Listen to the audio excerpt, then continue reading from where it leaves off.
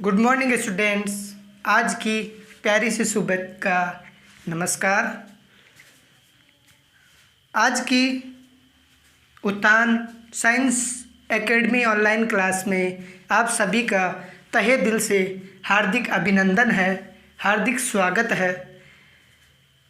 आज हम एक बहुत ही महत्वपूर्ण टॉपिक स्टार्ट करने जा रहे हैं। आपकी 10th बोर्ड एग्ज़ाम में इस टॉपिक से, इस एक्सरसाइज से, इस प्रश्नावली से हमेशा हर वर्ष 5 नंबर के क्वेश्चन आते हैं। एक प्रश्न 2 नंबर का आता है, एक प्रश्न 3 नंबर का आता है। आपकी प्रश्नावली वो है 15। एक्सरसाइज 15 स्टार्ट करने जा रहे हैं अपन। इस प्रश्नावली के ऐसे प्रश्न जो आपको बोर्ड एग्ज़ाम 2020 में बहुत ही मददगार साबित होने वाले हैं। हम इतना ज़रूर कह सकते हैं कि ये जो प्रश्न है वो आने वाले एग्ज़ाम में बहुत ही महत्वपूर्ण है और आपको बहुत ही मददगार साबित होंगे। इतना तो नहीं कह सकते हम कि यही प्रश्न आएंगे, लेकिन जो ये प्रश्न है, इस टाइप के प्रश्न आपके बोर्ड एग्ज़ाम में ज़रूर आएंगे। तो आपको इन प्रश्नों को ध्यान से समझना है, अच्छे से कैप्चर करना है और हमारी वीडियो को आपको शुरू से लेकर एंड तक देखना है, क्योंकि वीडियो अधूरा छूट गया तो आपके नंबर भी अधूरे छूट जाएंगे। तो आपको इन वीडियो को पूरा देखना है। तो आज का हम पहला क्वेश्चन स्टार्ट करते हैं। अब देखना है आपको, अपने को दे रखा है कि एक साइकिल का पहिया 11 किलोमीटर चलने में एक चक्कर पूरा 5000 चक्कर लगाता है। एक साइकिल का पहिया 11 किलोमीटर चलने में कितने चक्कर लगाता है? 5000 चक्कर लगाता है। तो पहिए का व्यास ज्ञात कीजिए। देखिए, इन प्रश्नों को हल करने से पहले जो सबसे महत्वपूर्ण बात है वो है कि जो इस प्रश्नावली से रिलेटेड प्रश्न है वो आपको अच्छी तरीके से याद होने चाहिए। यदि आपको सूत्र याद नहीं है तो इस प्रश्नावली का आप एक भी प्रश्न हल नहीं कर सकते। तो आपको सबसे पहले सूत्र याद करने हैं। इसके बाद देखिए, इन प्रश्नों को हल करते वक्त आपको सबसे लास्ट में पहुंचना है पहले कि इस प्रश्न में अपने को क्या पूछ रहा है। अपने को पूछ रहा है पहिए का व्यास। आप सभी जानते हो कि जो पहिया होता है वो किस आकृति का होता है? वृत्ताकार आकृति का होता है। तो व्यास क्या होता है? व्यास होता है त्रिज्या का 2 गुना।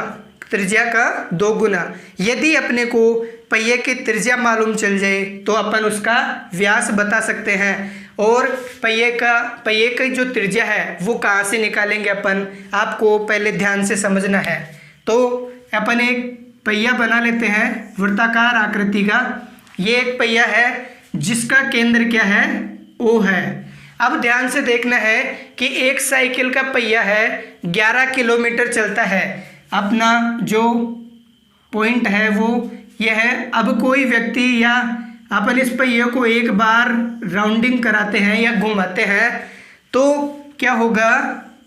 एक चक्कर पूर्ण हो जाएगा। क्या हो जाएगा? एक चक्कर पूर्ण हो जाएगा। और एक चक्कर पूर्ण होने का अर्थ क्या होता है? यदि अपन यहाँ से स्टार्ट करते हुए इस वृत्त के चक्कर लगाते हुए एक चक्कर पूर्ण कर लेते हैं तो वो जो एक चक्कर है वो किसके बराबर होता है? उस वृत्त की परिधि के बराबर होता है। तो एक चक्कर है वो किसके बराबर होगा? वृत्त की परिधि के बराबर।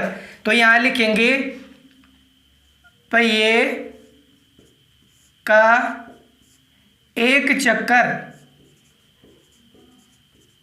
किसके बराबर होगा? वृत्त की परिधि के बराबर होगा। वृत्त की परिधि के बराबर होगा। अब देखिए, अपने को चक्रों की संख्या ज्ञात करनी हो। क्या ज्ञात करनी हो? चक्रों की संख्या।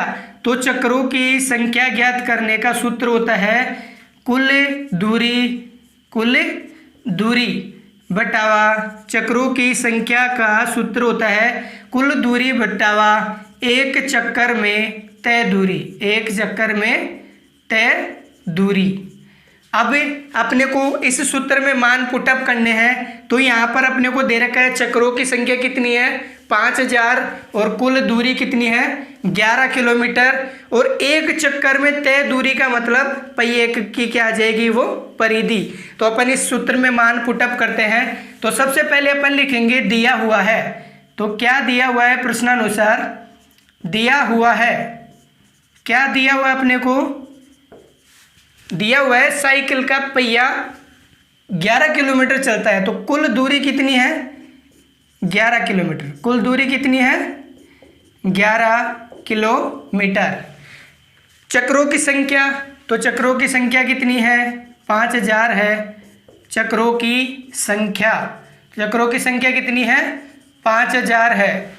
अब देखिए मैंने अभी आपको सूत्र बताया कि चक्रों की संख्या कैसे ज्ञात की जाती है, कुल दूरी बटावा एक चक्कर में तय दूरी, और एक चक्कर में जो तय दूरी है वो किसके बराबर है वृत्त की परिधि के।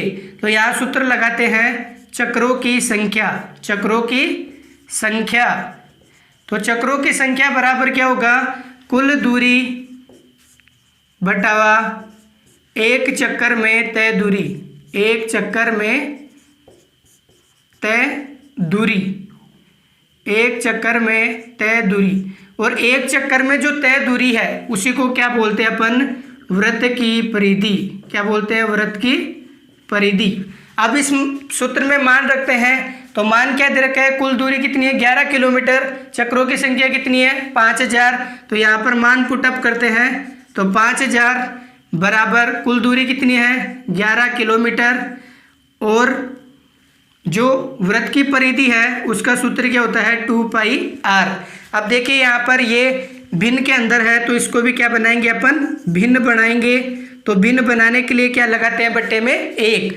मैंने आपको बताया था कि जब संख्या भिन्न के अंदर हो और उनके मध्य बराबर का चिन्ह हो तो क्या किया जाएगा वज्र गुणा। तो यहाँ पर लिखेंगे वज्र गुणा करने पर, वज्र गुणा करने पर, वज्र गुणा जब करते हैं तो 2πr बराबर क्या आ जाएगा 2πr इंटू 5000 बराबर क्या आ जाएगा 11 किलोमीटर, बराबर क्या आ जाएगा 11 किलोमीटर।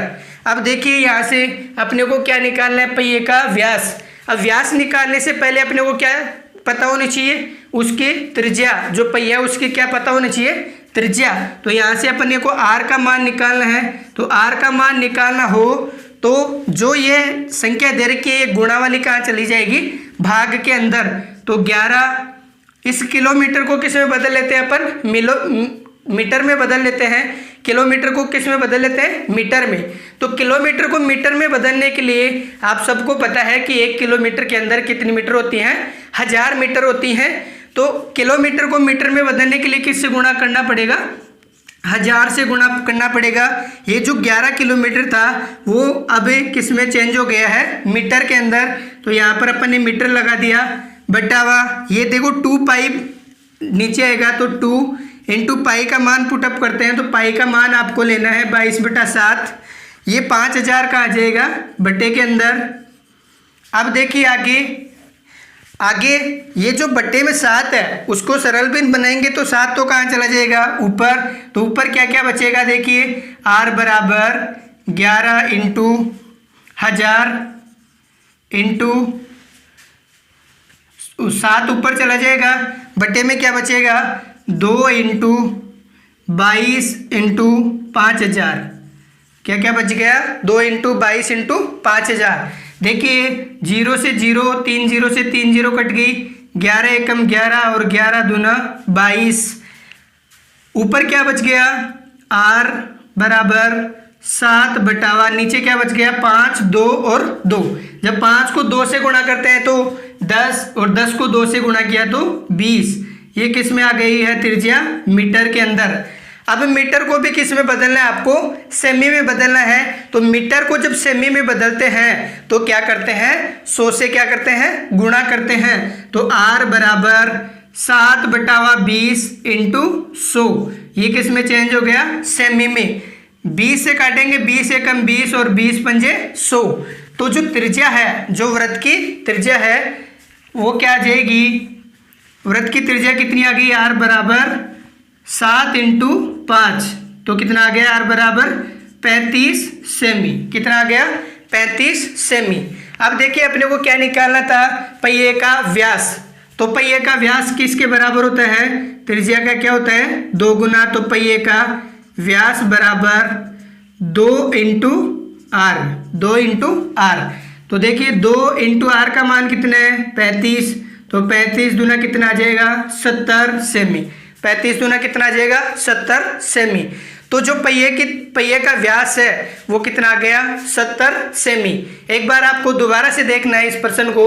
अपने को दे रखा है कि पहिए का एक जो पहिया है वो कुल दूरी 11,000 किलोमीटर तय करता है। उस कुल दूरी को तय करने में वो 5,000 बार घूमना पड़ता है, 5,000 चक्कर लगाने पड़ते हैं उसको। तो उस पहिए का व्यास ज्ञात करना है अपने को। तो पहिए का व्यास ज्ञात करने से पहले आपको उसकी त्रिज्या पता होनी चाहिए। यदि आपको त्रिज्या पता है तो आप क्या बता सकते हैं, उसका व्यास बता सकते हैं। तो देखिए जो पहिए का यदि अपन एक चक्कर लगाते हैं, किसी भी जो वर्ताकार सर्कल है, जो वृत्त है, वर्ताकार क्षेत्र है, उसके यदि अपन एक चक्कर लगाते हैं तो अपन उस वृत्त की एक परिधि को पार कर लेते हैं। तो जो एक चक्कर है वो किसके बराबर है, वृत्त की परिधि के। अब अपने को क्वेश्चन में दिया हुआ था कि जो पहिए की कुल दूरी है वो कितनी है, 11 किलोमीटर है, और उस 11 किलोमीटर की दूरी को तय करने में वो कितने चक्कर लगाता है, 5,000। अब आपको एक सूत्र मैंने फाइंड आउट किया है कि जो चक्रों की संख्या है उसको अपन चक्रों की संख्या कैसे ज्ञात करते हैं, कुल दूरी बटावा एक चक्कर में तय दूरी। और जो एक चक्कर में तय दूरी होती है उसी को क्या होती है, वो ही वृत्त की परिधि होती है। तो इस सूत्र में मान पुटअप करते हैं तो चक्रों की संख्या 5,000 दे रखी है, बट्टे में क्या दे रखा है, अपन ने इसको भिन्न बना लिया तो बट्टे में क्या लगा लिया, 1 बराबर 11 किलोमीटर बटावा 2 पाई आर। यहाँ पर जब संख्या भिन्न के अंदर होती हैं और बीच में बराबर का चिन्ह होता है तो क्या किया जाता है, वज्र गुणा। तो वज्र गुणा करने पर, वज्र गुणा जब करते हैं तो यहाँ पर 2 पाई आर इंटू 5,000 बराबर 11 किलोमीटर। अपने को देखिए पहिए का व्यास बताना है, और व्यास बताने के लिए अपने को क्या पता होना चाहिए, त्रिज्या पता होनी चाहिए। तो त्रिज्या अपन ने फाइंड आउट की, तो r बराबर 11 इंटू ये जो किलोमीटर था इसको किस में बदल लिया, मीटर में। किलोमीटर को मीटर में बदलने के लिए क्या करते हैं, 1000 से गुणा करते हैं। तो यहाँ पर 1000 से गुणा कर दिया अपन ने, बटे में 2 पाई, तो 2 और पाई का मान क्या रख दिया, 22/7, और इंटू क्या है 5,000। ये जो 7 बटे में है उसको सरल भिन्न बनाते हैं तो कहाँ चला जाएगा, ऊपर चला जाएगा, और बटे में क्या बच जाएगा, 2 इंटू 22 इंटू 5,000। यहाँ से 3 जीरो से 3 जीरो कट जाएंगी, और इसको 11 से काटते हैं, 11 कम 11, 11 दूना 22। यहाँ पर ऊपर जो अंश है वहाँ पर क्या बच गया, केवल 7, और बटे में क्या बचा, 5 दूनी 10 और 10 दूना 20। यहाँ पर ये जो त्रिज्या है वो किस में आई है, मीटर के अंदर। तो अपने को किस में बताना है, सेमी में। तो सेमी में निकाला, तो सेमी में बदलने के लिए मीटर को जब सेमी में बदलते हैं तो क्या करते हैं, 100 से गुणा करते हैं। तो 7/20 को गुणा करते हैं 100 से, तो 20 पंजे 100, तो क्या आ जाएगा, इसकी त्रिज्या कितनी आ गई, 35 सेमी।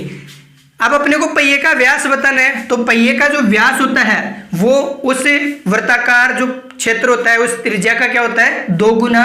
तो 2 इंटू आर, तो 2 इंटू आर का मान कितना है, 35, तो कितना आ गया, 70 सेमी। अब नेक्स्ट प्रश्न की अपन बात करते हैं कि स्टूडेंट्स, नेक्स्ट प्रश्न है, एक वृत्त की परिधि एक वर्ग के परिमाप के बराबर है। एक जो वृत्त है उसके परिधि किसके बराबर है, वर्ग के परिमाप के बराबर है। यदि वर्ग का क्षेत्रफल 484 वर्ग मीटर हो तो वृत्त का क्षेत्रफल ज्ञात कीजिए। मैंने जो जस्ट अभी प्रश्न समझाया है उसमें मैंने आपको बताया कि आपको सबसे पहले सूत्र इसके कंप्लीट होने चाहिए। दूसरी बात, आपको ऐसे प्रश्नों को हल करने से पहले आपको उस प्रश्न के अंत में पहुंचना है। अंत में क्या देखना है आपको कि अपने को किसकी वैल्यू निकालनी है, क्या निकालना है, क्या हल करना है। तो यहाँ से वृत्त का क्षेत्रफल पूछ रहा है। अब देखिए जो वृत्त का क्षेत्रफल होता है उसका सूत्र क्या होता है, pi R square, pi R square. तो जब तक आपके पास जो वृत्त की त्रिज्या है वो नहीं होगी तब तक आप उसका क्षेत्रफल नहीं निकाल सकते। तो अपन क्या निकालेंगे, पहले वृत्त की त्रिज्या आएगी तब उसका क्षेत्रफल बता पाएंगे। जो त्रिज्या है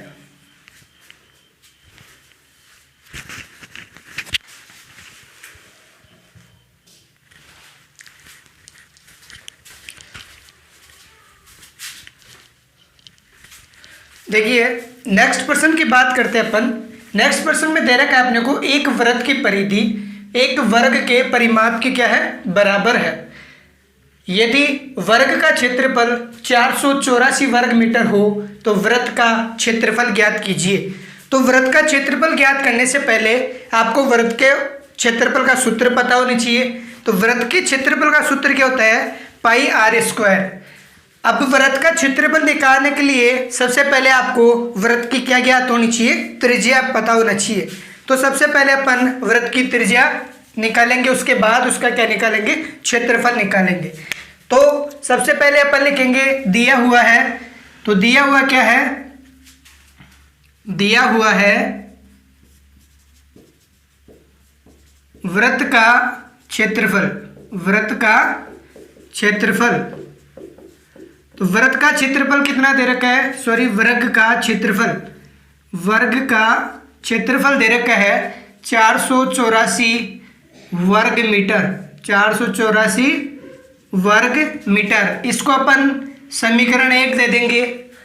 अब क्या दिया हुआ है, वृत्त की परिधि वर्ग के परिमाप के क्या है, बराबर है। तो वृत्त की परिधि, वृत्त की परिधि बराबर है वर्ग के परिमाप के। तो वर्ग का परिमाप के क्या है, बराबर है। अब देखिए यहां से सबसे पहले अपन जो समीकरण 1 दे रखा है उसको क्या करेंगे, हल करेंगे। तो समीकरण 1 से, समीकरण 1 से, तो समीकरण 1 से अब देखिए समीकरण 1 में क्या दे रखा है, वर्ग का क्षेत्रफल। क्या दे रखा है, वर्ग का क्षेत्रफल। आपको 4 चीजें ध्यान में रखनी है, एक तो क्षेत्रफल, एक परिमाप, एक परिधि और एक आयतन। एक क्या ध्यान रखना है, आयतन। यदि आपको इन चारों में से किसी का भी मान दिया गया हो तो उसी के नीचे उसका क्या लिखते हैं, सूत्र लिखते हैं। अब यहाँ पर अपने को वर्ग का क्षेत्रफल का मान दे रखा है 484। तो क्षेत्रफल का क्या लिखेंगे, सूत्र। किसका क्षेत्रफल का सूत्र लिखेंगे, वर्ग का क्षेत्रफल। और वर्ग का जो क्षेत्रफल होता है वो क्या होता है, भुजा का स्क्वायर। क्या होता है, सबसे पहले अपन मानेंगे कि माना वर्ग की भुजा, वर्ग की भुजा x मीटर तथा वृत्त की त्रिज्या r मीटर है। क्या है, r मीटर है। माना वर्ग की भुजा क्या है, x मीटर और वृत्त की त्रिज्या क्या है, r मीटर। समीकरण 1 समीकरण 1 में क्या दे रखा है, वर्ग का क्षेत्रफल। तो क्षेत्रफल का मान कितना दे रखा है, 484। तो क्षेत्रफल का सूत्र लिखेंगे, किसके क्षेत्रफल का, वर्ग का क्षेत्रफल। और वर्ग के जो क्षेत्रफल का सूत्र होता है वो क्या होता है, भुजा का स्क्वायर। अब देखिए आप वर्ग का क्षेत्रफल बराबर 484 बोल दो या फिर भुजा का स्क्वायर बराबर 484 बोल दो। तो 484 वर्ग मीटर।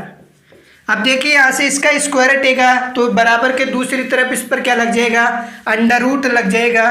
तो भुजा बराबर 484 का स्क्वायर। अंडर रूट का मतलब क्या होता है, अपने को इस अंडर रूट के अंदर जो संख्या दे रखी है उसका क्या ज्ञात करना है, वर्गमूल ज्ञात करना है। अब आपको पता है कि 20 का वर्ग 400 होता है, 21 का 441। तो जो 484 है वो किसका वर्ग होगा, 22 का। तो वर्ग की जो भुजा है x का मान कितना आ गया, वर्ग की भुजा बराबर कितना आ गया, 22 मीटर। कितना आ गया, 22 मीटर। अब इसके बाद अपन प्रश्नानुसार हल करेंगे तो यहाँ लिखेंगे प्रश्नानुसार। क्या लिखेंगे? प्रश्नानुसार। प्रश्न के अनुसार क्या है कि वृत्त की परिधि और वृत्त के परिमाप क्या है? बराबर। तो वृत्त की परिधि बराबर वृत्त का परिमाप। वृत्त की परिधि बराबर वृत्त का परिमाप। अब देखिए वृत्त की परिधि का सूत्र क्या होता है? 2πr।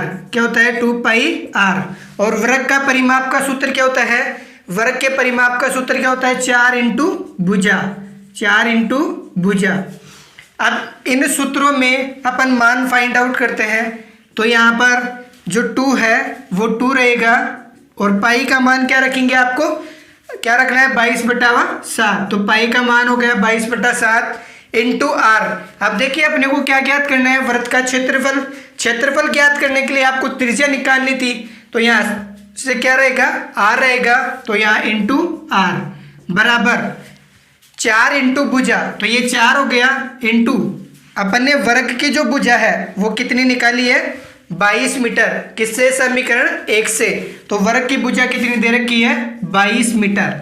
अब देखिए जब संख्या बराबर के अंदर हो, बराबर में हो, तो आपस में ऊपर वाली संख्या ऊपर वाली से कटती है, नीचे वाली संख्याएं नीचे वाली से कटती हैं। तो यहाँ से 22 से 22 कट जाएगा, 22 से कम 22 और 22 से कम 22। यहाँ 2 से काटते हैं, 2 एक कम 2 और 2 दूनी 4। इधर तो क्या बच गया? r/7 बराबर इधर क्या बचा? 2। ये संख्या भिन्न के अंदर है तो इसको भी क्या बनाएंगे? भिन्न बनाएंगे। तो बट्टे में क्या आएगा? 1। अब क्या करेंगे? वज्र गुणा। तो r को 1 से गुणा किया तो r और 7 को 2 से गुणा किया तो 14। और वृत्त की त्रिज्या को क्या माना था अपन ने? r। तो त्रिज्या कितनी आ गई? 14 मीटर। अब देखिए अपन मान निकाल सकते हैं वृत्त का क्षेत्रफल। तो वृत्त का क्षेत्रफल बराबर वृत्त के क्षेत्रफल का जो सूत्र होता है वो भी मैंने आपको बताया है कि क्या होता है? πr²। तो वृत्त का क्षेत्रफल का सूत्र क्या होगा? πr²। सूत्र रखने के बाद सूत्र में क्या रखे जाते हैं? मान पुटअप किए जाते हैं। तो यहाँ पर मान रखते हैं। तो पाई का मान कितना? 22/7 रखना है आपको। तो पाई का मान तो हो गया 22/7 इंटू आर का स्क्वायर। स्क्वायर का मतलब क्या होता है? जो संख्या दे रखी है उसको कितनी बार गुणा करना है? 2 बार। तो यहाँ पर आर का स्क्वायर दे रखा है तो आर का मान कितना है? 14। तो अपने को 14 को कितनी बार गुणा करना है? 2 बार। तो 14 इंटू 14। देखिए 7 से काटेंगे, 7 एकम 7 और 7 दूनी 14। अब क्या क्या आ गई अपने पास? तो क्षेत्रफल बराबर 22 इंटू 14 को 2 से गुणा किया तो 28। अब आपको 22 को 28 से गुणा करना है। तो 22 को 28 से गुणा करते हो तो 28 दूना कितना होता है? 56। हासिल कितनी आ जाएगी? 5। और 28 को 2 से गुणा किया तो 56 और 56 और हासिल 5 कितनी हो गई? 61। तो जो वृत्त का जो क्षेत्रफल है वो अपने पास कितना आ जाएगा? 616 वर्ग मीटर। अब देखिए आपको क्षेत्रफल जब निकालना हो तो लास्ट में अंत में जो विमा है वो या तो स्क्वायर में होनी चाहिए या फिर आप क्या लिखना हो चाहिए? वर्ग। और जब अपने को परिमाप या परिधि ज्ञात करनी हो तो जो विमा दे रखी होती है वही आती है। और यदि अपन आयतन निकाल रहे हैं, क्या निकाल रहे हैं? किसी भी वस्तु का आयतन, तो आयतन के में अंदर है, आयतन के अंदर जो विमा है वो या तो 3 घात के रूप में आती है या फिर उसको अपन घन के रूप में लिखते हैं, जैसे घन मीटर, घन सेमी। आपको ये प्रश्न अच्छे से समझ में आया होगा। आगे का नेक्स्ट प्रश्न स्टार्ट करते हैं अपन। देखिए नेक्स्ट प्रश्न अपना दे रखा है कि त्रिज्या 21 सेमी वाले वृत्त का एक चाप। त्रिज्या कितनी दे रखी है वृत्त की? 21 सेमी दे रखी है। और इसका एक चाप जो केंद्र है उस पर कितने डिग्री का कोण बनाता है? 60 डिग्री का कोण बनाता है। तो संगत दीर्घ त्रिज्य खंड का क्षेत्रफल ज्ञात कीजिए। अब देखिए सबसे पहले तो अपने को इस त्रिज्य खंड के बारे में पता होना चाहिए कि त्रिज्य खंड क्या होता है। तो जो भी वृत्त होता है तो उस वृत्त की त्रिज्याओं के द्वारा बनाए गए खंड को क्या कहा जाता है? त्रिज्य खंड कहा जाता है। अब यहाँ पर बात आ रही है, ये एक शब्द दे रखा है दीर्घ। तो दीर्घ का मतलब क्या होता है? बड़ा होता है। क्या होता है? बड़ा। अब दीर्घ त्रिज्य खंड क्या होता है और लघु त्रिज्य खंड क्या होता है? तो जो वृत्त की त्रिज्य खंड बनाएंगी तो जो छोटे वाला भाग होता है उसको लघु त्रिज्य खंड, और बाकी बचे शेष भाग को अपन क्या कहते हैं? दीर्घ त्रिज्य खंड। बड़े वाले भाग को क्या कहते हैं? दीर्घ त्रिज्य खंड। तो सबसे पहले अपन एक वृत्त बनाते हैं। तो यहाँ पर ये वृत्त दे रखा है और इस वृत्त का केंद्र क्या है? ओ है। और ये क्या कह रहा है कि जो वृत्त है उसकी त्रिज्या क्या है? 21 सेमी है। और ये जो त्रिज्याएं हैं वो कितने सेमी की हैं? 21 सेमी की। तो यहाँ पर अपन त्रिज्या ले लेते हैं 21 सेमी।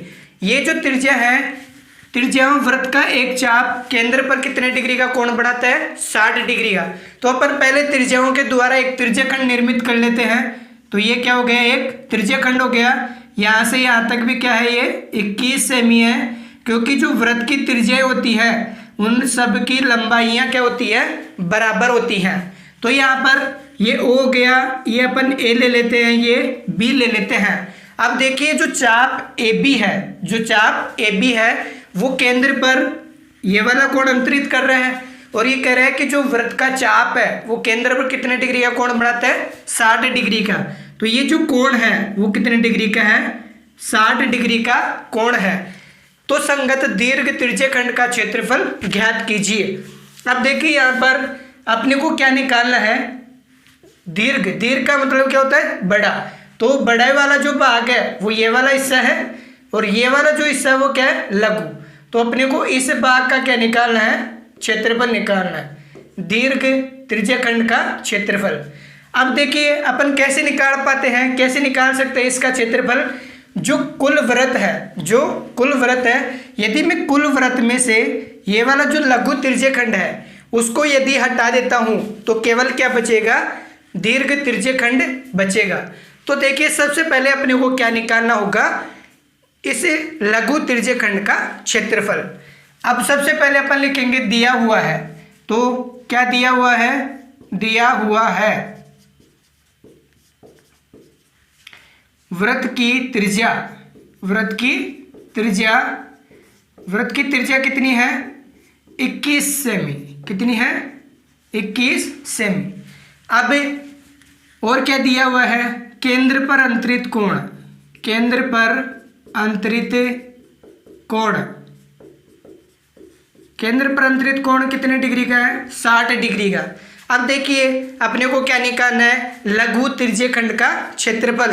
जो लघु त्रिज्य खंड का क्षेत्रफल होता है उसका सूत्र आपको पता होना चाहिए, और उसका सूत्र क्या होता है? Pi R square theta बटावा 360। तो यहाँ पर लिखेंगे अपन लघु त्रिज्य खंड, लघु त्रिज्य खंड का क्षेत्रफल। तो लघु त्रिज्य खंड का क्षेत्रफल का सूत्र क्या बताया मैंने अभी आपको? पाई आर स्क्वायर थीटा बटावा 360। अब देखिए सूत्र रखने के बाद सूत्र में क्या रखने हैं? अपने को मान रखने हैं, जो मान दिए हुए हैं वो। अब देखिए यहाँ से अपन पाई का मान मैंने आपको बताया था कि क्या रखना है? 22/7। यदि प्रश्न में 3.14 दे रखा हो तो आपको प्रश्न के अनुसार 3.14 रखना है, और यदि कुछ भी नहीं दे रखा है प्रश्न के अंदर तो आपको हमेशा पाई का मान क्या रखना है? 22/7। तो यहाँ तो आ जाएगा 22/7 पाई का मान। आर स्क्वायर दे रखा है तो आर वृत्त की त्रिज्या है, और वृत्त की त्रिज्या कितनी है? 21। अब देखिए आर के ऊपर क्या दे रखा है? स्क्वायर, और स्क्वायर का मतलब क्या बताया था मैंने आपको? उसको 2 बार गुणा करना होता है। तो 21 × 21। थीटा क्या होता है? थीटा का मान कितना डिग्री दे रखा है? 60 डिग्री दे रखा है, इंटू नीचे क्या बच रहा है? 360। ये क्या आ रहा है? लघु त्रिज्य खंड का क्षेत्रफल। लघु त्रिज्य खंड का क्षेत्रफल। इसको हल करते हैं, 0 से 0 कैंसिल हो जाएगा, 6 का भाग देते हैं, 6 एकम 6 और 6 6 का 36, 7 एकम 7 और 7 तिया 21। इसको 3 से काटते हैं, 3 एकम 3 और 3 दूनी 6। फिर 2 से काटते हैं इसको, 2 एकम 2 और 2 एकम 2, 11 बार कट जाएगा। अब देखिए नीचे अपने पास जो वैल्यू है वो कुछ भी नहीं बचा है, केवल ऊपर बचा है। ऊपर क्या क्या बचा है? 11 इंटू 21, 11 इंटू 21। जब 11 को 21 से गुणा करते हैं तो 21 एकम 21 और 21 एकम 21 और 2 23, तो 231। अब किस में दे रखी है त्रिज्या? सेमी के अंदर, तो 231 वर्ग सेमी।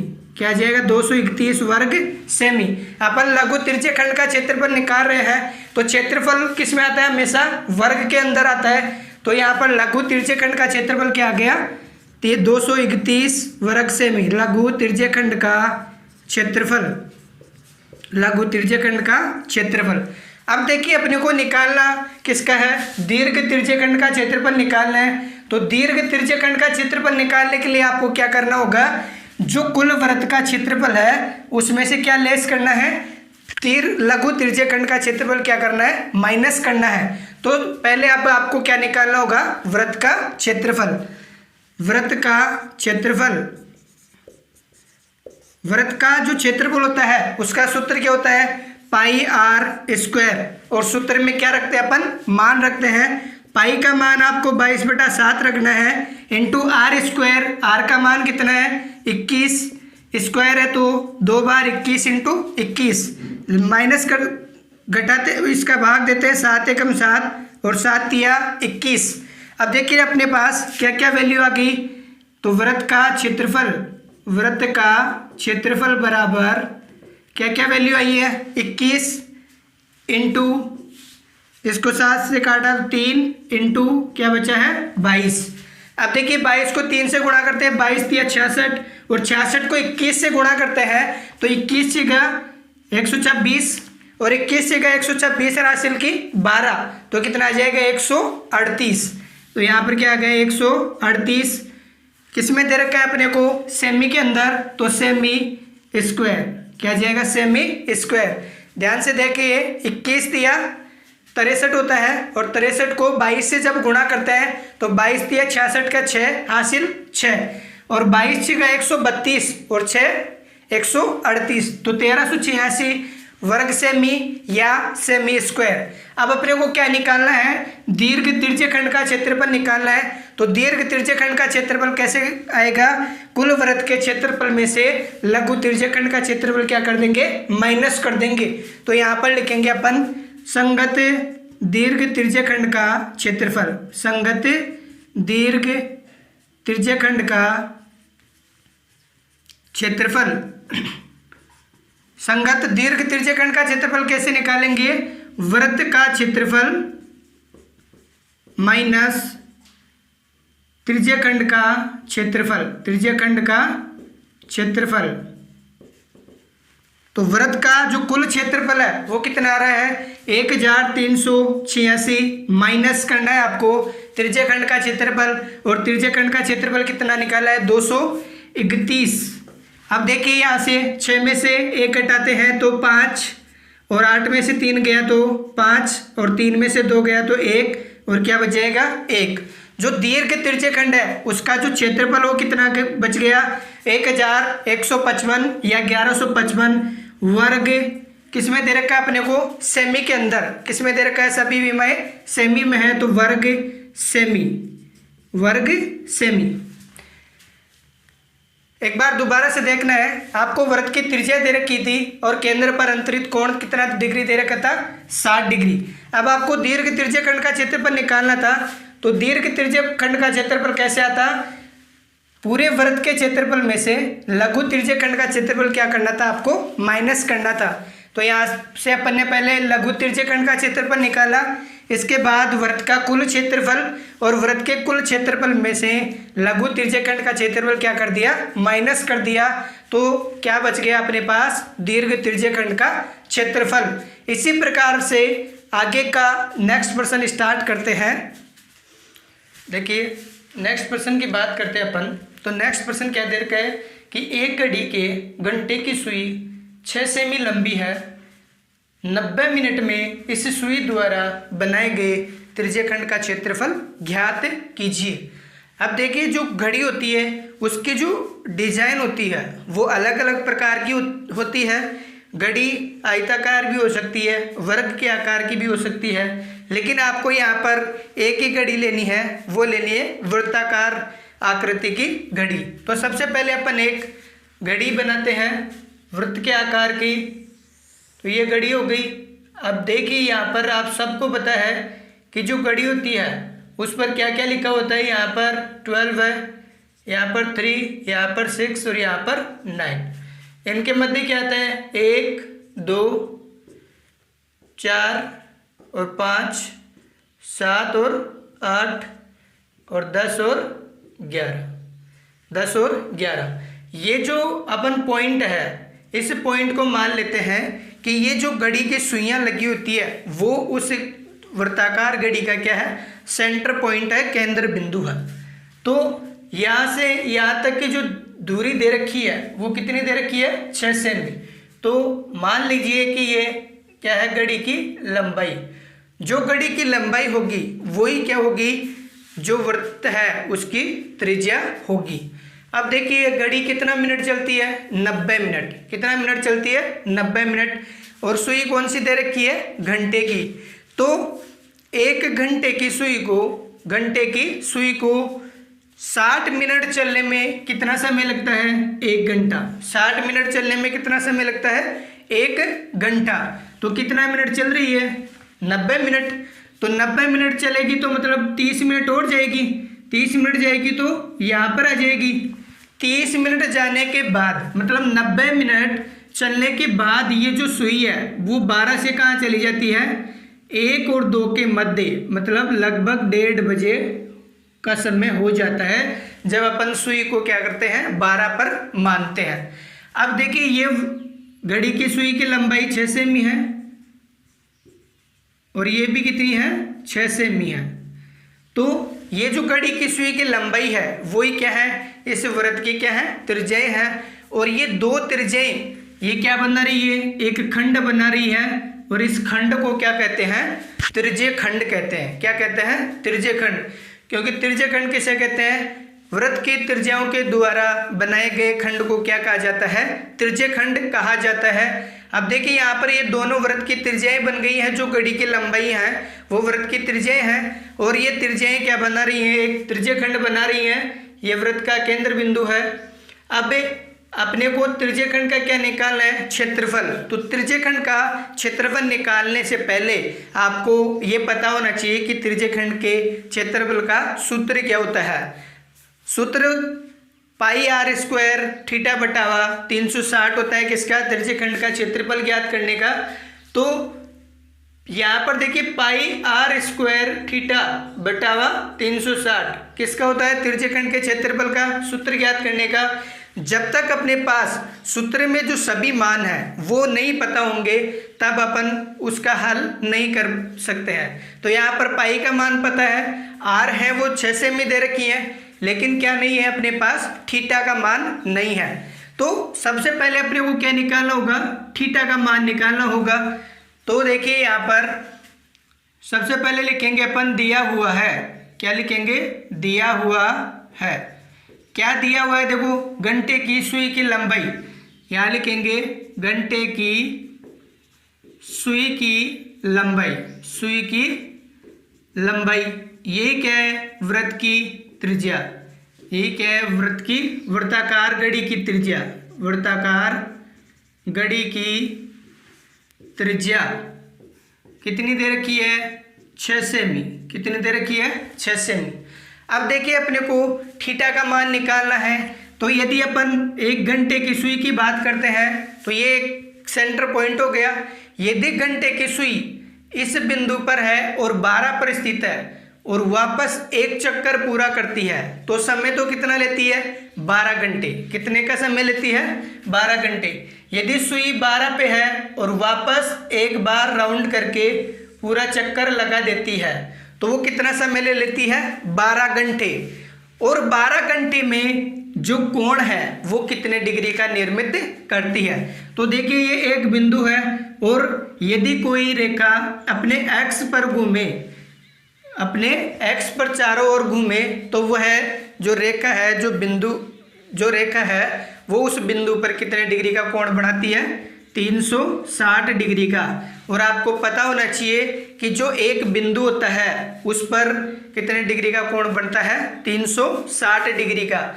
तो 360 डिग्री का कोण बनाने के लिए घंटे की सुई को कितना समय लग रहा है, 12 घंटे का समय लग रहा है। तो यहाँ लिखेंगे अपन, चूंकि घंटे की सुई द्वारा 12 घंटे में बनाया गया कोण 12 घंटे में कितने डिग्री का कोण बना रही है, पूरा एक राउंड काट रही है। वो एक राउंड काटने का मतलब एक बिंदु पर कोण बना रही है, और एक बिंदु पर कितने डिग्री का कोण बनता है, 360 डिग्री का। अब देखिए अपने को किसका निकालना है, 90 मिनट का निकालना है। तो 90 मिनट का निकालने के लिए सबसे पहले आपको कि ये पता होना चाहिए कि एक मिनट के अंदर घंटे की सुई कितने डिग्री का कोण बनाती है। तो 1 मिनट का निकालेंगे। अब देखिए यहाँ पर 12 घंटे का हो गया, तो घंटे की सुई द्वारा 1 घंटे में बनाया गया कोण। अब 1 घंटे की बात करते हैं, तो 360 बटावा 12 एकम 12 और 12 तिया 36, तो कितने डिग्री का कोण बना रही है, 30 डिग्री का। 1 घंटे में आपको पता है कितनी मिनट होती हैं, 60 मिनट। तो 1 घंटा बोल दो या 60 मिनट बोल दो, बात एक ही है। तो यहाँ लिखेंगे घंटे की सुई द्वारा 60 मिनट में बनाया गया कोण। तो 60 मिनट में भी कितने डिग्री का कोण बनाएगी, 30 डिग्री का। क्यों? क्योंकि 1 घंटे में कितने मिनट होती हैं, 60 मिनट। या तो 1 घंटा बोल दो या 60 मिनट बोल दो, एक ही बात है। तो यहाँ पर अपने को कितने मिनट का पता होना चाहिए, 1 मिनट का। तो घंटे की सुई द्वारा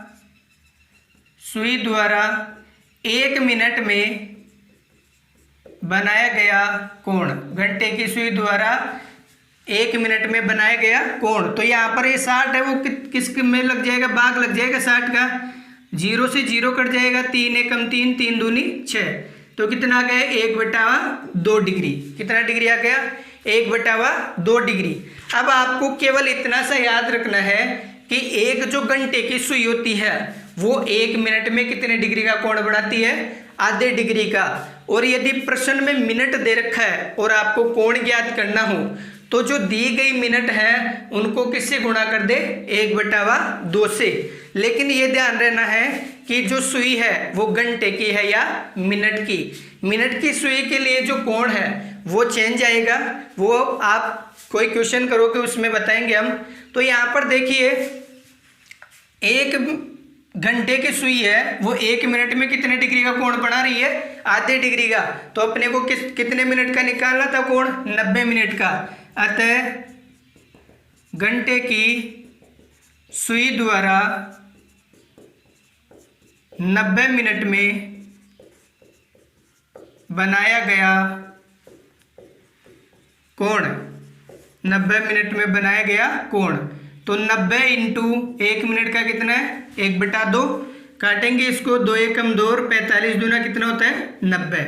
तो कितना डिग्री आ गया, 45 डिग्री का क्या बनाती है, वो कोण बनाती है। तो जो अपना थीटा है, जो थीटा का मान है वो कितना डिग्री आ गया, 45 डिग्री। अब देखिए अपने को क्या ज्ञात करना था, त्रिज्यखंड का क्षेत्रफल। तो त्रिज्यखंड का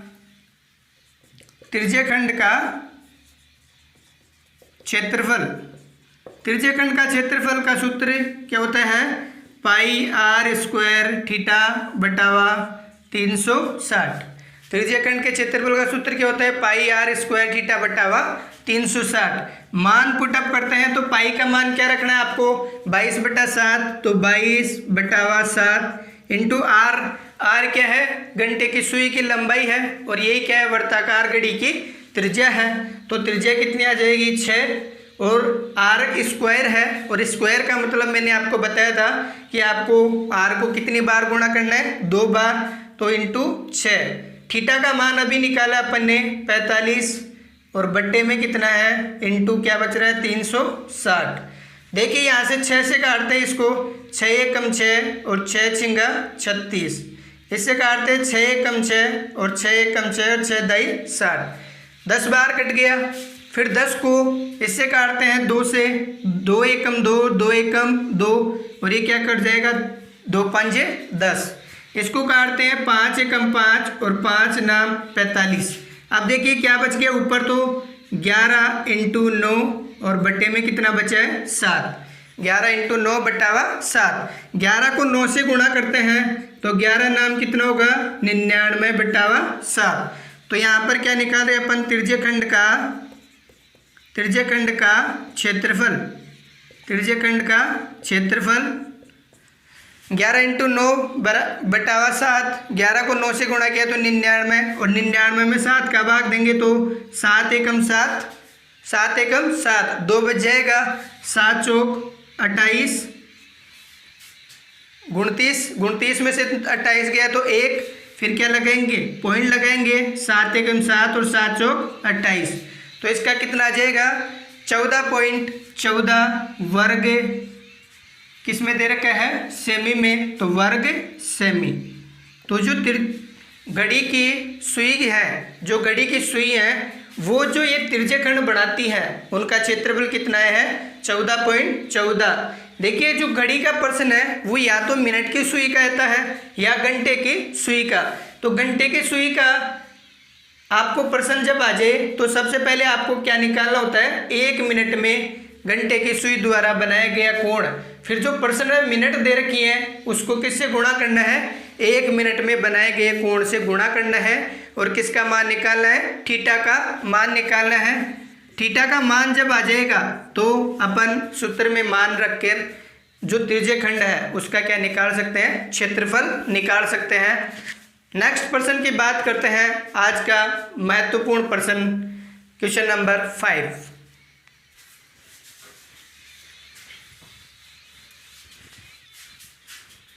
देखिए आज के महत्वपूर्ण प्रश्नों में क्वेश्चन नंबर 5 बहुत ही इम्पोर्टेंट है, आपको अच्छे से समझना है। देखिए यहाँ पर अपने को दे रखा है, क्या ज्ञात करना है, इसमें जो दी गई आकृति है इसमें अपने को छायांकित भाग का क्या निकालना है, क्षेत्रफल निकालना है। तो देखिए छायांकित भाग का क्षेत्रफल जब निकालेंगे अपन तो उसमें अपने को क्या क्या करना होगा। तो पहले अपन इन आकृतियों को ध्यान से देखते हैं। जब अपन इस आकृतियों को देखते हैं तो अपने को ये दिख रहा है कि ये जो पॉइंट है वो एक वृत्ताकार जो क्षेत्र है, वृत्त है, उसका क्या है केंद्र बिंदु है। और ये जो वृत्त है इसका कितना पार्ट बना हुआ है, आधा। क्या बना हुआ है, आधा। तो जो वृत्त का आधा हिस्सा होता है उसको क्या नाम दिया जाता है, अर्धवृत्त क्या कहा जाता है, क्या कहा जाता है, अर्धवृत्त कहा जाता है। तो ये वाली जो आकृति है वो कौन सी आकृति है, अर्धवृत्त।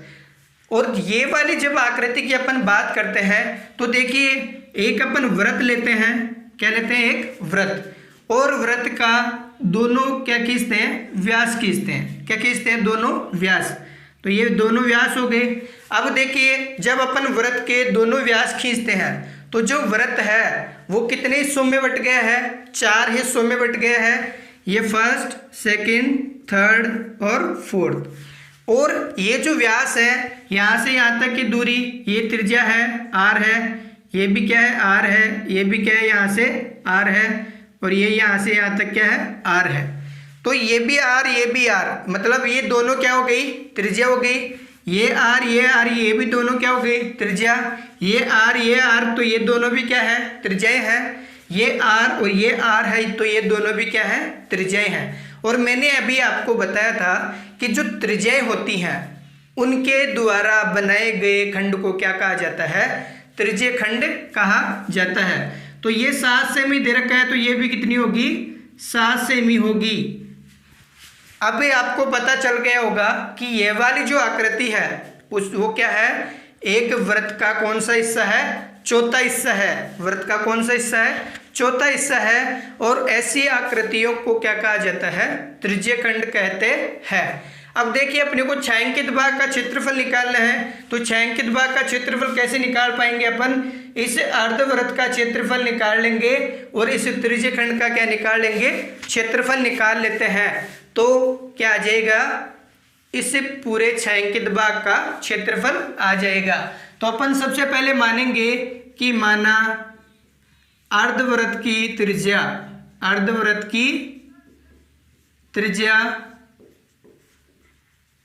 कैपिटल R है तथा त्रिज्यखंड की त्रिज्या क्या है, स्मॉल r है। ठीक है, जो अर्धवृत्त है इसकी त्रिज्या तो अपन ने क्या मान लिया है, कैपिटल R, और जो त्रिज्यखंड है इसकी त्रिज्या को क्या मान लिया अपन ने, स्मॉल r। अब देखिए यहाँ पर पहले अपन अर्धवृत्त का क्षेत्रफल निकालते हैं। तो अर्धवृत्त का जो क्षेत्रफल का सूत्र होता है वो वृत्त का क्या कौन सा हिस्सा होता है, आधा होता है। तो वृत्त का क्षेत्रफल का सूत्र होता है पाई r स्क्वायर। अब इसका क्या करना है, आधा। आधे का मतलब होता है अपने को इसमें क्या देना है, 2 का भाग देना है। तो अर्धवृत्त का क्षेत्रफल 1/2 पाई r स्क्वायर हो गया। 1/2 पाई r स्क्वायर। अर्धवृत्त का क्षेत्रफल कब आएगा, जब अपने पास अर्धवृत्त की क्या होगी, त्रिज्या का मान पता होगा। देखिए ये केंद्र है और ये वृत्त की परिधि है। तो वृत्त के केंद्र से वृत्त की परिधि के मध्य के रेखाखंड को क्या कहा जाता है, वृत्त की त्रिज्या कहा जाता है। तो यहाँ पर अतः अर्धवृत्त की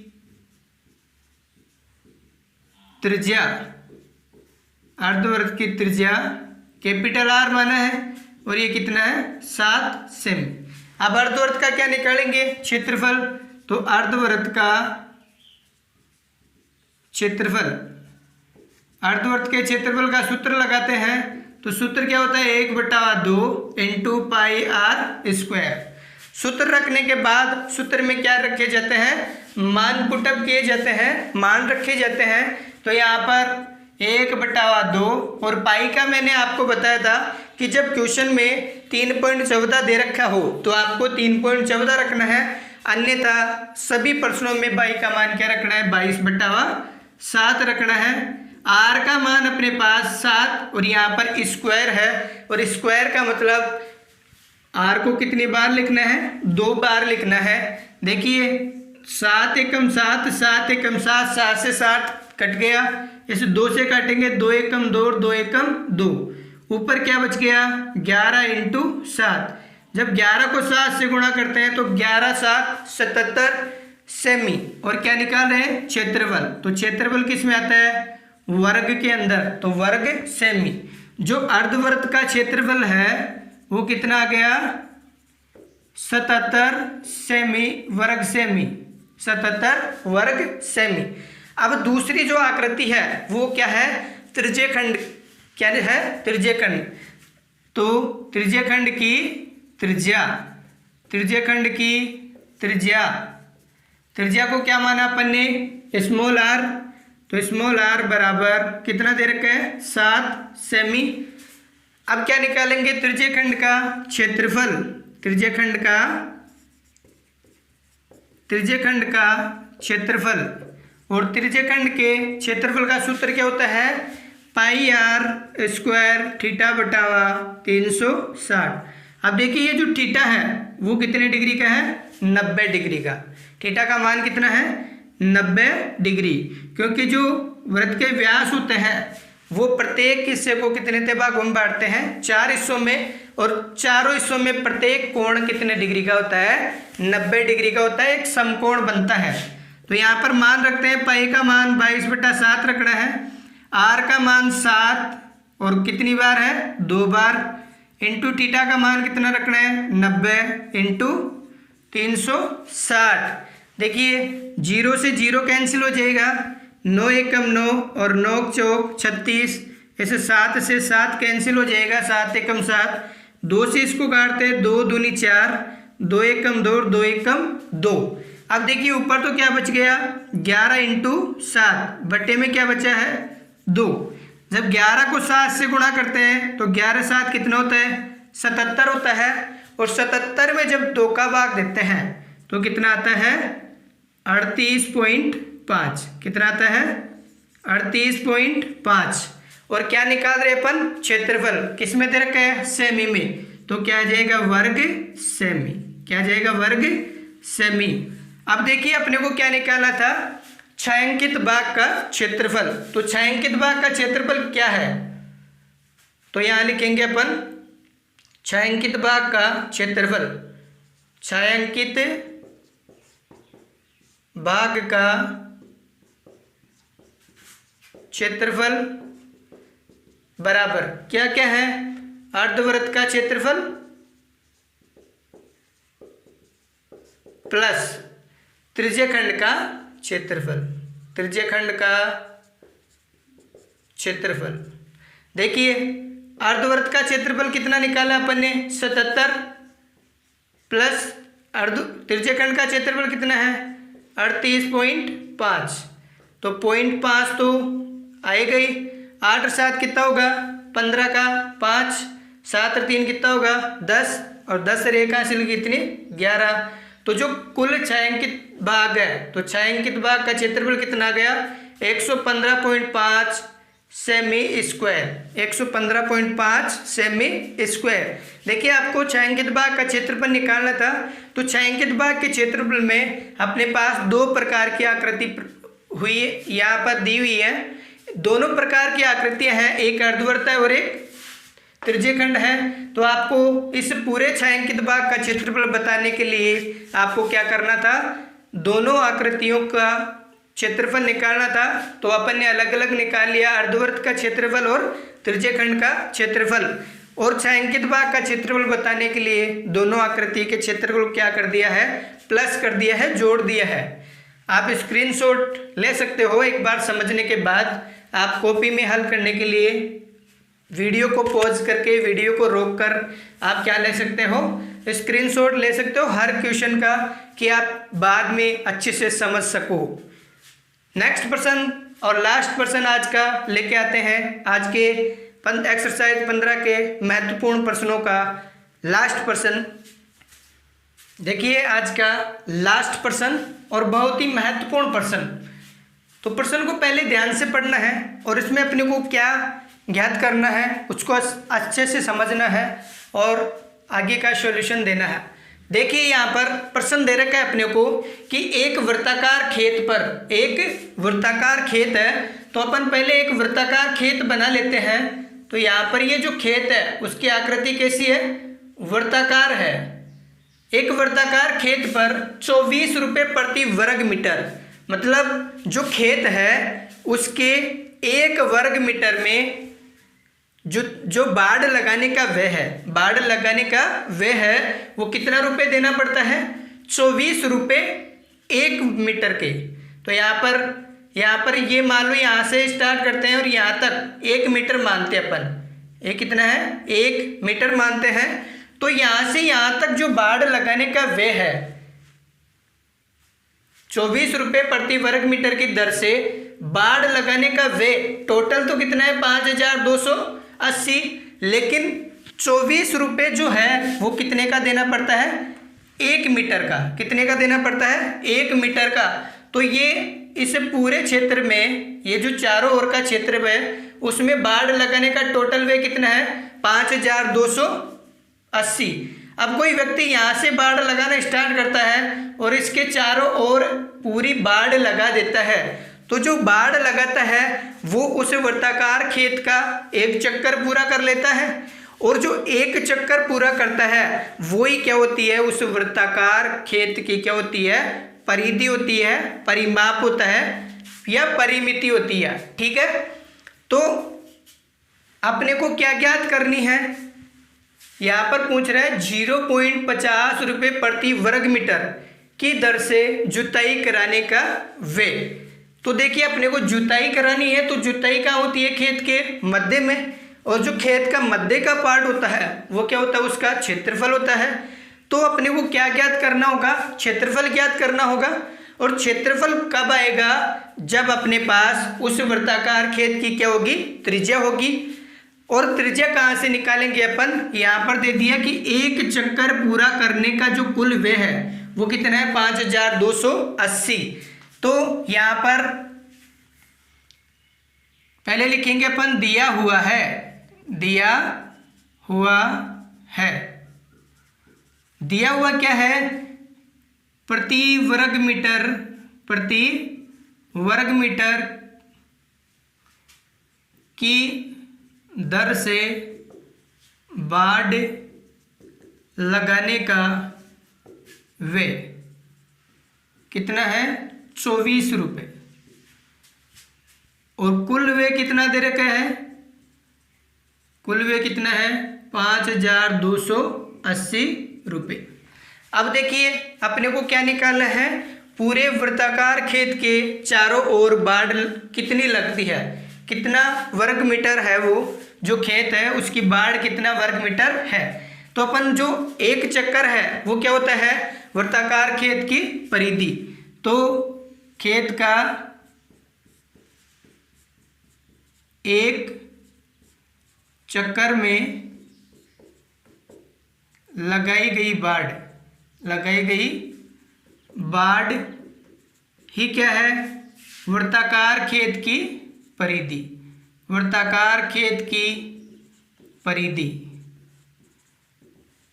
तो परिधि कैसे निकलती है? जो कुल व्यय दे रखा है उसमें प्रति वर्ग मीटर का व्यय का क्या दे देंगे? भाग दे देंगे। तो यहाँ पर सूत्र बन जाता है कुल व्यय बटावा प्रति वर्ग मीटर का व्यय। अब देखिए यहाँ पर कुल व्यय कितना दे रखे हैं? 5280 रुपये, 5280। और प्रति वर्ग मीटर का दर कितना है? प्रति वर्ग मीटर का दर कितना है? 24 रुपये। कितना है? 24 रुपये। और क्या ज्ञात करें अपन? परिधि। और वृत्त की परिधि का सूत्र क्या होता है? 2πr। सबके मान पुटअप करते हैं तो मान रखते हैं 2 इंटू पाई का मान कितना है? 22/7। आर का मान नहीं पता है तो आर इधर क्या है? 5280 बटावा 24। ठीक है। अपन इसको 12 से काटते हैं तो 12 एकम 12, 12 दूना 24। यहाँ से काटते हैं इसको 12 चौक 48। तो 52 में से 48 गया तो 4 को इसके पास में लगाएंगे 48 और 12 चौक 48। यहाँ क्या बचेगा? 0। अब देखिए इससे काट दो 2 एकम 2, 2 दूनी 4, 2 दूनी 4 और 1 0। तो क्या बच गया? देखिए 2 इंटू 22/7 इंटू आर बराबर क्या बचा? 220/1। काटते इसको 22 से, 22 एकम 22 और 22 एकम 22, 10 बार कट जाएगा। फिर इससे काटते हैं 2 एकम 2 और 2 पंजे 10। इधर क्या बचा? r/7 बराबर 5/1। देखो r का मान निकालना अपने को। r का मान निकालने के लिए क्या करेंगे? वज्र गुणा करेंगे। जब वज्र गुणा करते हैं तो r को 1 से गुणा किया तो r और 5 को 7 से गुणा किया तो 5 7 35। अब देखिए इसके आगे विमा की कौन सी आएगी? तो इसके आगे विमा कौन सी आएगी? यहाँ पर देखिए अपने को क्या दे रखा था? प्रति वर्ग मीटर का दर। तो ये किस में होगी? मीटर के अंदर। किस में होगी? मीटर के अंदर। अब देखिए अपने को क्या ज्ञात करना था? खेत में जुताई कराने का कुल व्यय। खेत में जुताई कराने का कुल व्यय। तो खेत के मध्य में जुताई कराई जाती है और मध्य का जो क्षेत्र होता है वो क्या होता है? उस खेत का क्षेत्रफल होता है। तो अपने को वृत्ताकार खेत का क्या निकालना पड़ेगा? क्षेत्रफल। तो यहाँ पर वृत्ताकार खेत का क्षेत्रफल, क्षेत्रफल का सूत्र क्या होता है? πr square, πr²। तो यहाँ पर मान रखते हैं पाई का मान 22/7 और r का मान कितना ज्ञात किया अपन ने?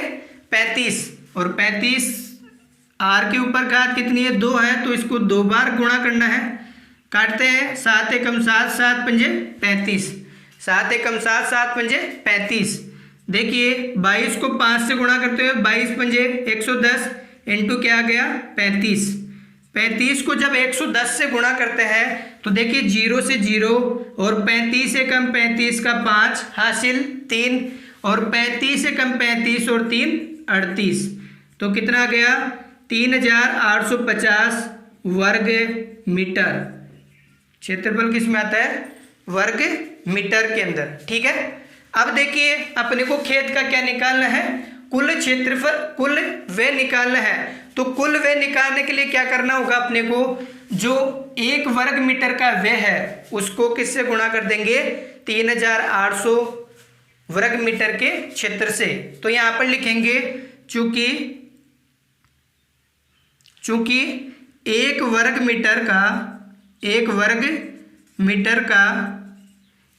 मीटर क्षेत्र में जुताई का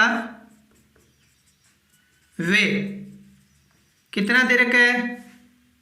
0.50 रुपये। 0.50 रुपये। देखिए 1 वर्ग मीटर क्षेत्र में जुताई कराने का व्यय कितना है? 0.50। अपने को कितना का निकालना है? 3850। इसलिए 3850 वर्ग मीटर क्षेत्र में जुताई का कुल व्यय।